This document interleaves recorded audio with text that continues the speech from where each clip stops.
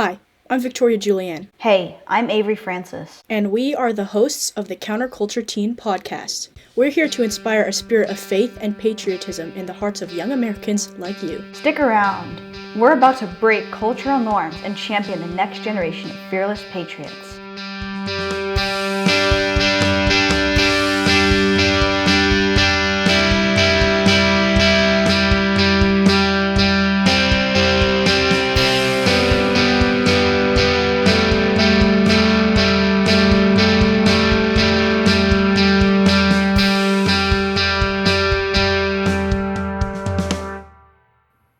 Hello, everyone. I'm your host, Victoria Julieann, for the Counterculture Teen podcast, and I'm excited today to introduce my guest host and our newest team member, Anneliese Fellows. She's going to be conducting the interview today, and I'll be doing wrap-up. Hello, I'm Anneliese Fellows.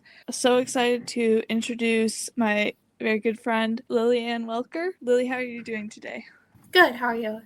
I'm doing great. Thank you for asking. So Lilyann has a burning passion for pouring into others, preaching, and encouraging those who need someone to show them the light of Christ. She loves to help lead youth services at her church and enjoys spending time with the girls she disciples. She has earned recognition in the local and national music communities for classical and worship piano and was about to begin studying piano performance when she received a call from God for ministry.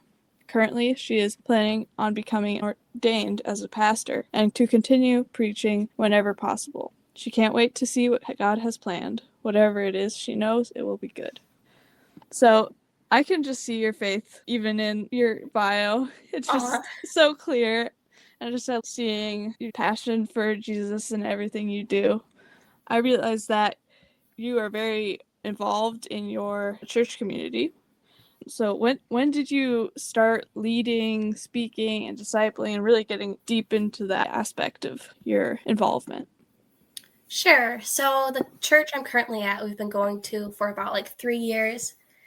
And it wasn't until technically I've kind of always tried to be involved, just as a person, I guess. I always look for those who need somebody to encourage them and need a friend. But the way my church looks at it is you're not really allowed to become a leader until you're 18. And so as soon as I turned 18, or a couple months before that, I was discipling middle school girls. We have a pretty big middle school population within our youth group. We have middle school services, and there's over 100 at each one, which is crazy to me because that's a lot of people. That's really big. Yeah. But I guess the first time I technically was a leader was on our winter retreat last year, and I was a pianos player or a keys player for that. And that's really my first experience as leading with the team that we have, because we all went up early to set up. We run our own camp, and so there was a lot of stuff that went into that I got to help with. And that was my first time really being a part of leading behind the scenes versus just being friends with somebody and trying to lead them towards Christ. Yeah, that's really cool. Awesome. Yeah, I know that piano has been a big part of your life, but I've been personally impacted by your incredible devotion to Jesus and love for others. And I know firsthand your boldness for Christ. Were there any particular factors in your life that kind of drew out that courage that were particularly impactful? I guess it's really just what God has brought me through that really just, I don't know, I don't know how to explain it other than just what he's led me through really has brought me to believe that even if I don't have anything besides Jesus, I have everything, because there have been times in my life where I literally I don't have anything but Jesus. And so I think really just that getting to know his character and getting to know just how good and how constant he is, even when life is falling apart, has really just been encouraging. I think there's a really powerful aspect of desperation.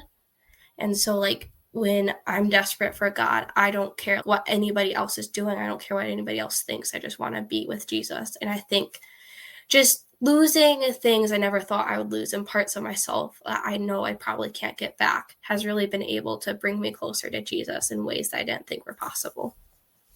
Yeah. So that is so true. Jesus really is everything, and I relate with that so much. Yeah, it is really hard when things that you lose, you never thought you could lose them, and then you lose them. But it also draws us closer to God. That is so true. Kind of along those lines, actually, what are some ways that you keep your courage and boldness for your faith from dying down and flickering? Yeah. And so I guess the way I like to look at it is everybody goes through like seasons, right? You have mountaintop seasons, you have valley seasons. And so I feel like the mountaintop is actually the most dangerous of those moments because it's when you're in the mountaintop that you're like, oh, I don't need God. I'm fine without him. I'm doing great on my own, when it's not really like your power that brought you there, but God's strength. And so that's kind of not really answering your question, but I guess just recognizing that even in your good moments, God is still sovereign and God is still good. And it's only because of what he's done that has brought you to that place. And I think I really subscribe to the belief that Christianity is a relationship, not a religion. And so like religion says like you have to do these things, you have to be a certain way, versus like just walking with Jesus. If you follow him where he leads you, you'll end up where you need to be. And so it's not really like you have to do this or you must complete like this checklist. It's more of like, just follow me and I'll lead you where you need to go. And so I think, to try to answer your question, I'm going off all these rabbit trails, but to keep my faith from dying down or flickering is really just acknowledging God's goodness, even when life is good. Yeah. Even in the mountaintops, we must remember God's goodness and God's place of position. Yeah. That's just, I can see that, actually. Now that I'm looking back at my own life, I'm like, yeah, actually, that makes so much sense now. So, what are some habits that in your daily walk with the Lord that help you through those hard times? Keep your faith burning. Yeah, so personally, I like to have like my devotion every morning, and I prefer the morning just because I want to give God like that first part of my day, and it's a great start to the day. Whether that's like reading a chapter and jotting down something that stuck out to me, or working on like a sermon I've been writing, or just journaling like through everything that's happened and praying about it. I found that really helpful. And then also a big thing for me as a musician is that music affects me really deeply. And so maybe if I'm going through a hard time or I'm struggling with something, I'm not going to listen to my secular music today. I'm going to focus on like the good old Christian stuff, like the 2000s Christian music is amazing. But just like paying attention to like those things have helped me personally a lot. Yeah, I relate to that a lot. Yeah. Music has been a driving force for me too. Victoria, I think you can agree. Oh yeah, definitely. Yeah. That's probably like my favorite topic to ramble on about. Yeah. Trying to wrap this up, what are some pieces of advice that you have for any fellow teams who wish to be a light to the world but don't feel bold enough? They feel like their faith isn't like strong enough or good enough. What would you say to that kind of thing? I would probably say that you don't have to be bold enough. Like, you don't have to be enough. Your faith doesn't have to be strong enough. It's not really about what you can do, but what God can do through you. And I find that he often prefers to work through our weaknesses rather than our strengths. So even if you feel like maybe you don't have the talents or skills that he would normally use in somebody, that actually qualifies you for the position. Because if we look at like stories throughout the Bible, like David wasn't qualified. Like there's all these people that weren't qualified to do what God was calling them to do in the world's eyes, but it's because of their weaknesses and their inabilities that God was able to use them in the way that was so powerful. In your brokenness, God can use you. I like to think of it like I am insufficient. Like I could never be enough. I could never do enough. And there's beauty in that because Christ's sacrifice just covers over all of that. He covers our insufficiencies because he is more than enough. He is more than good. And I don't have to be that because he fills the parts of me, I guess, and works through the things that I lack to give other people what he has. That reminds me of the Japanese art form of kintsugi, where they take broken pottery, they like crack the vessel, and then they piece it together with gold in the cracks That's to beautiful. make a beautiful thing from the broken. And I think that's so beautiful. And yeah, so true. Wow, that's great. So I think Youth Alive is a great organization. I don't know if you've heard about them. Yeah. And they talk about sharing faith, like teens can do that kind of thing. But sometimes that can feel very daunting. And being able to see that brokenness that can be used for God's glory. How do you think that fits in? Like, how do you share your faith as somebody who's maybe not quite like an energetic, outgoing person? Yes, exactly. Okay. That's personally something like I've been like just working through because I'm not an outgoing person. And I know like the Great Commission says, go and make disciples, and we're called to share our faith. And so I would say use whatever skills and talents God's given you and let Him work through that. And I think a lot of times there's a big difference between evangelism and witnessing. And I think a lot of times people think those two are one. Or I like to think of it as evangelism as like you walk up to people on the street and you're like, hey, have you heard about Jesus, and share the gospel with them, versus witnessing is just living as a light day to day. And I think both are powerful and both have their place. And maybe if you feel like you're not up to walking up to somebody on the street and being like, hey, have you heard about Jesus? Though we are called to do that, and though you don't have to be enough to do that, maybe a good way to start is to witness. And for me, what that's looked like is I used to volunteer at a nursing home, and I would play piano for them, and I would play like Christian songs, and I'd be like, hey, this is a song I'm about to play. This is what it's based off of. This is what it personally means to me. And I would sit down and play the song.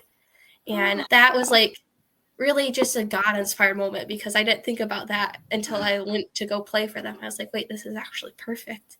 And I'd have people ask me, like, why are you doing this? Like, why do you care about us? And I could say, like, like, I just want to show you guys care, and I want to show that you mean, oh, words. Oh, goodness gracious. Like, I care about you, and I want you to know that. And I don't feel like anybody should have to be alone. And so that was just a cool opportunity through what God has already given me, piano. And I was able to, like, expand that and both witness and maybe evangelize at the same time, if you consider, like, talking about Christian worship songs, evangelizing.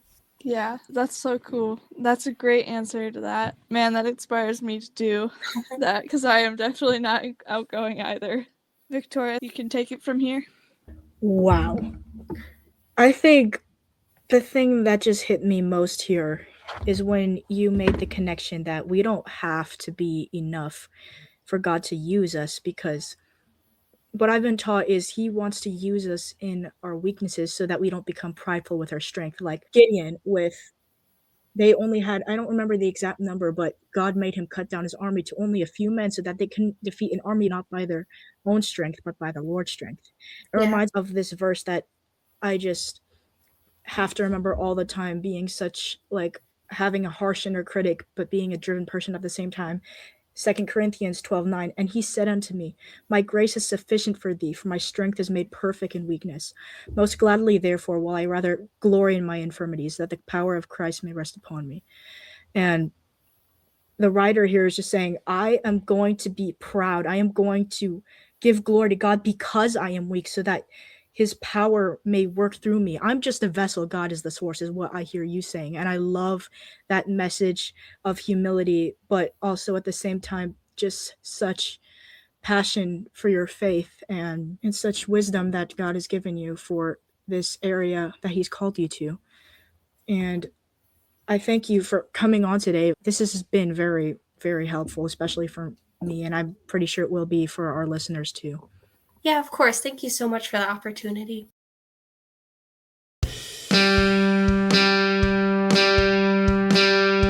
Tune in next time for another episode. If you like this show, be sure to subscribe to our email list below and follow us on Spotify and YouTube. See y'all soon. And remember, in an age of compromise, it's up to us as Christians to choose to courageously counter culture for Jesus Christ.